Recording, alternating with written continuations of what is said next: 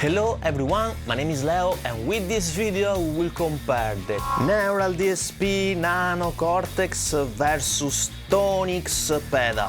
First of all we will hear the units in action in a demo song, then we will compare the technical characteristics of the two units with a very detailed comparison chart, then we will hear an head-to-head of the two units versus real tube amps, also performing the Null Test, and also checking out how they perform with a distortion pedal driving these two nice guys. Finally, I will give you my 2 cents. So please subscribe and ring the bell, as it would really help me to make more videos like this, and this video took me a lot of time. Let's start!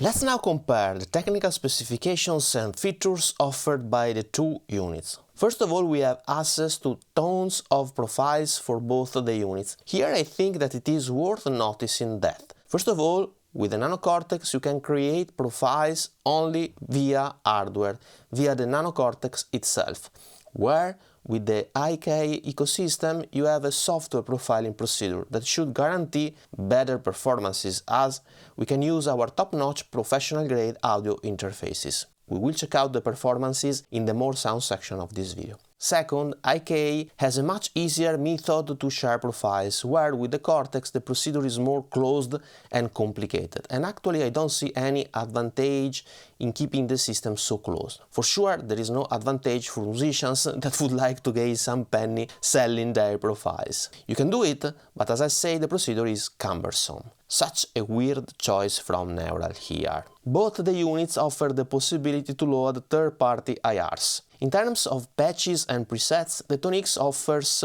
50 banks of 3 presets each, with a total amount of 150 presets, where the Nano offers 64 presets. Let's now talk about effects and effect chain management. And guys, it seems that every time I announce a video comparison, the gear builders drop significant upgrades that oblige me to update my videos. It has happened with my video Nano Cortex versus Kemper Profiler, and it is happening also right now. But that's okay. It is also nice to have new firmware upgrades, especially when they are free and they add value to our existing gear. With the firmware upgrade coming in November, ToneX will offer 15 effects distributed in 5 blocks, not considering the amp and the cab block. We have 1 noise gate, 1 compressor, 5 modulations, 2 delays, and finally 5 reverbs. 2 effect blocks can be placed before or after the amp and cab blocks. So for instance, we can have a modulation before the amp and delay and reverb after, or we can have modulation, delay and reverb after the cab. On the other hand, the Nano Cortex offers 5 fixed blocks, 2 preamp and 3 after. The effect chain is fixed, I mean we can just have a noise gate and a pitch shifter before the amp and then a chorus delay and reverb after the amp. We cannot change the order of these blocks and we are limited to 5 effects in total. I mean we have just one reverb and not a choice, for instance, between a spring reverb or a plate reverb, etc. So here I would say that both the unit allows us to have a chorus delay and reverb after the amp, that is what I actually need. On the other hand, neither of the two offer the possibility to have a distortion pedal before the amp, which is a bummer in my opinion, but at least ToneX allows us to load a compressor before the amp, where Nano Cortex offers only a noise gate and a pitch shifter before the amp. As I said in my Nano versus Kemper player, I still not appreciate the choice to put a pitch shifter before the amp instead than an overdrive. At least in my opinion it is a bummer. Finally, neither of the two units offer an external effect loop. ToneX has both MIDI in and out with 2 distinct physical MIDI connections, where the Nano offers a MIDI in via TRS jack and also MIDI via USB. In terms of I/O, the ToneX has a guitar input, stereo, unbalanced out and an headphone out. The Nano has a guitar input, a stereo balanced out via TRS and an headphone out. So here the Nano offers balanced out, where the ToneX has unbalanced out. The ToneX has 3 foot switches instead of the 2 of the Nano. Both of the units offers an input for an external controller. The Nano uses the same socket both for MIDI in and for the external controller, so you have to choose between the two. The ToneX has a screen, where the Nano has no screen. I honestly much appreciate to have a visual feedback that allows me to know which preset I'm using, rather than those small colored dots of the Nano. In terms of ADA conversion and USB connectivity, the ToneX offers a 2x2 USB-B audio interface at 44.1 kHz and 24 bits. The Nano has a 48 kHz and 24 bits 4x3 channels USB-C audio interface. So here I prefer the Nano, and it has also a USB-C connectivity that is more user-friendly than the ToneX, as it is reversible. Furthermore, via USB-C you can also power up the unit, which is very handy. Finally, the Nano offers 48 kHz, where ToneX is limited to 44.1 for recording.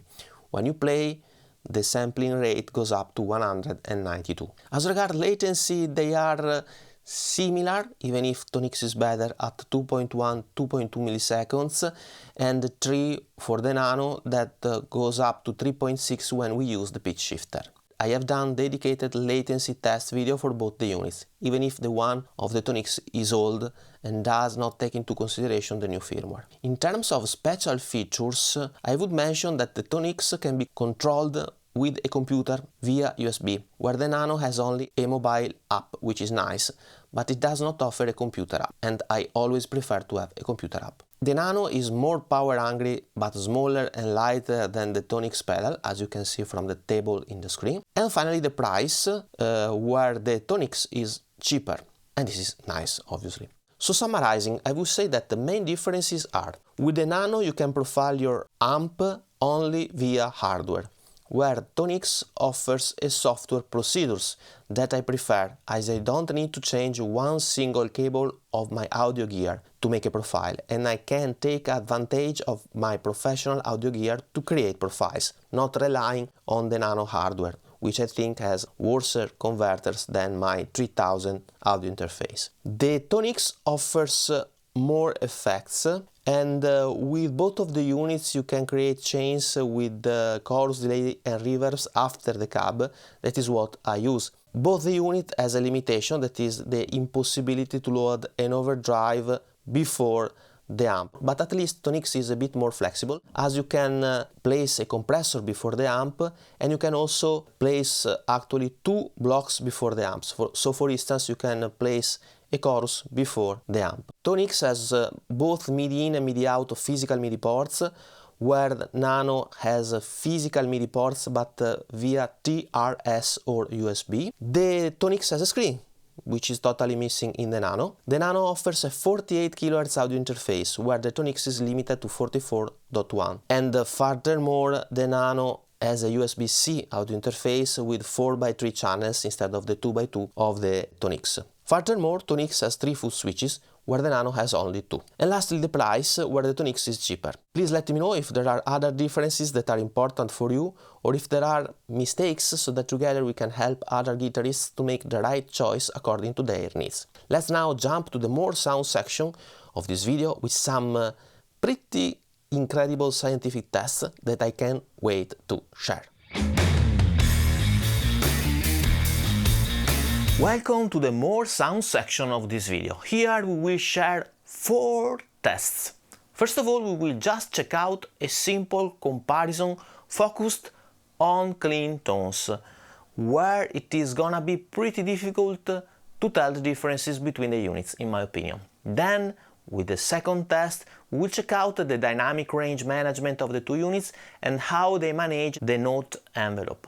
With the third test, we will verify how do they take an overdrive pedal in front of them, and this is an important test considering that neither of the 2 units allows us to have an overdrive in their internal signal chain. Finally, we will share the results of my Null Test to verify with some scientific numbers which unit offers the better profiles. Let me also say that I have profiled a Mesa Boogie Lone Star, a Marshall Plexi and a Soldano Slow 100 coupled with a Creamback speaker, an SM57 and an API 512 as preamplifier. For the Null Test we will use the Soldano profile, and as an overdrive I have used an Ibanez Tube Screamer. Okay, first test now.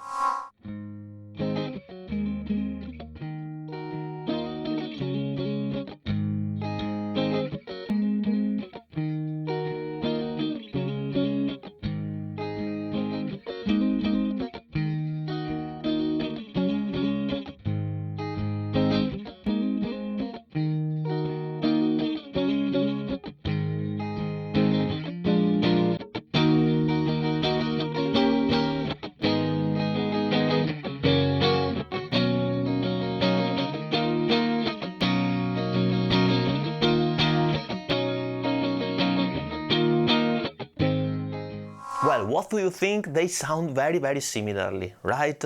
And now let's run the second test, with which we will check out the frequency response and the dynamic range management of the units using 3 pre-recorded DI tracks. Here the purpose is to let you appreciate how well the units manage the dynamic range and the peak attack that, together with the latency, in my opinion, should provide a good proxy of what we call feel. I mean, how an amp feel under our fingers. Let's hear the test.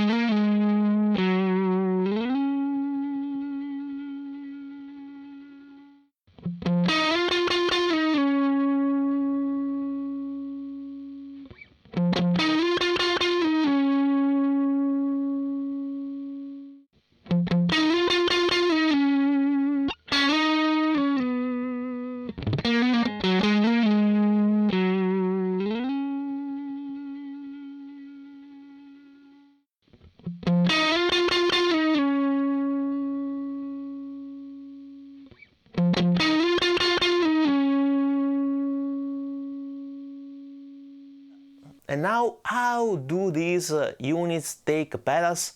Let's check it out, verifying how they react to a real tube screamer in front of them versus the real Soldano.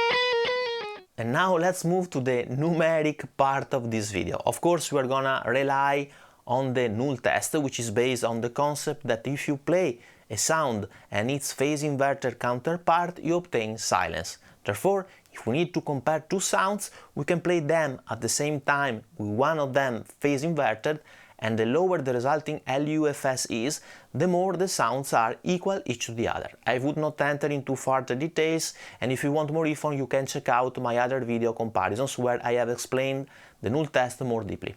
Of course, the tracks are all matched in terms of LUFS and are aligned at the sample point level. This is super important and very time consuming. Now let's hear the real Soldano and the ToneX together with the ToneX phase inverted.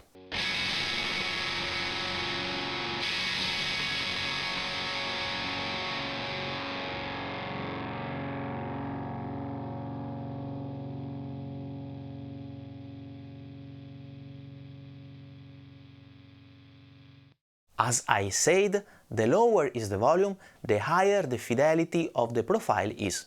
I measured the resulting volume in integrated LUFS, which value is -35.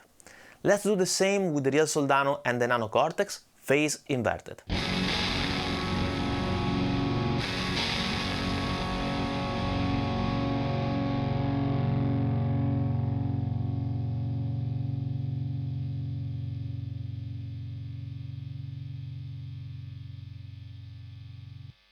The resulting LUFS is -33.3. Therefore, we can say that the ToneX has the higher fidelity. And if we take into consideration the difference in quality, we can say that the ToneX is around about 5% better than the Nano. So they are very close. Cool, isn't it? As I said, to make this type of comparisons, I have aligned perfectly the tracks at a sample point level, and I have set all the tracks at the same LUFS. I mean, the tracks are matched in terms of volume. As you can imagine, this test required a lot of time, so please do me a favor, like, subscribe and share. It's free and it means a lot to me. Okay, and now let's jump to the conclusion with my 2-cent section. Final considerations here, and please notice that these are gonna be my personal opinions for my specific use cases. You may not agree with me, and this is totally fine. Furthermore, this is a totally independent review. I have bought these units with my own money, and I'm not paid by Neural or IK Multimedia. And guys, I have spent a lot of time and effort in this video, so please subscribe and ring the bell to help me to make more videos similar to this one. With this out of the way, I would say that in terms of sound, the ToneX is better, not by much, but in the Null Test, the ToneX Pedal performed a bit better. We are talking about nuances, nothing we can hear in a full mix, but the difference is present. This may also derive by the fact that the ToneX provides us with a total software profiling procedure, therefore allowing us to use our own audio gear. I mean, for profiling with ToneX, I have just used my audio interface, which I guess has better converters compared to the one in the Nano Cortex. Therefore, the difference could just derive by this factor and not by the quality of the training procedure itself. Nonetheless, this is a choice gear builders have done, and in my opinion IK should be prized for offering an easy and totally software-based profiling procedure that allows us to profile without the need to change even not one single cable of our connected amps and preamps and mics. Which is nice, obviously. The only drawback I see is that for my M2 Mac Ultra the advanced procedure took really a lot of time, more than 5 hours, which is crazy, where the Nano Cortex is very fast in training our neural network, just 5 minutes. The price to pay, obviously, is the quality. I mean, a 5 hours training procedure done via software using my audio gear produces better result than a 5 minutes training procedure done with a 570 euro pedal. Well, this was actually to be expected. What do you think? Please comment in the comment section below. Related to this, the possibility to play our profile as a plugin in our computer and then in our Pedalboard Live is absolutely great. I love this possibility offered by the IK ecosystem that is not available for the Nano Cortex. In terms of features, I would mention on the Nano side, I would say that it is smaller and it has a better audio interface. I mean, the Nano offers a 48 kHz audio interface versus the 44.1 of the ToneX, and I always record at 48. Other than being 48, it also offers a 4x3 channels audio interface versus the 2x2 of the IK, and it is USB-C, which is reversible and more user-friendly compared to the Type B of the IK. On the ToneX side, we can say that it has 3 foot switches versus the 2 of the Nano. It has a screen where the Nano has no screen, which is actually a limitation in my opinion. I mean, it is nice to be able to see which is the preset we are using, especially live. Furthermore, in terms of effect, with the November firmware upgrade, the ToneX becomes superior to the Nano as it is gonna offer more effects and allows us to customize a bit more the signal chain, for instance allowing us to move the effect blocks in the chain, rather than having the super fixed chain that the Nano offers. I would also mention that the ToneX has both MIDI in and out with standard MIDI cable, where in the Nano we have only MIDI in via TRS cable. Unfortunately, neither of the two units allows us to have an overdrive in the chain, but fortunately they both react pretty well to our own overdrive pedals in front of these units, as you may have checked out in the more sound section of this video. So, at the very end, I would summarize with IK for the profiling procedure, for the possibility to run profile in our PC thanks to the plugin version, and for the greater choice of effects with the firmware upgrade that is gonna happen in November. Nano Cortex just for the audio interface, and if you want, a smaller unit. Other than that, I don't see any specific reason why to get the Nano over the ToneX, honestly. But of course, please let me know your opinions in the comment section below. Maybe an overdrive and compression pedal in the Nano signal chain would make me change my mind, but as of today I don't need the noise gate or the pitch shifter, and I still don't understand why Neural has made this odd choice to insert a pitch shifter instead of a distortion pedal. Inexplicable, at least for me. Unless they want us to pay for a future firmware upgrade with a distortion pedal. Who knows? So that's all for the today video. I really hope you have enjoyed, as I put a lot of energy and passion in doing it. And if you enjoyed, please consider subscribing, liking and sharing. It's free and it would mean a lot to me. Please let me know your precious and valuable opinion in the comment section below, so that together we can help other guitarists to make the right choice. If you're interested in my IRs or ToneX or Kemper profiles, please follow the link in the card above or description below, where there is also a link to my brand new EP, Art, Love, Freedom. See you soon.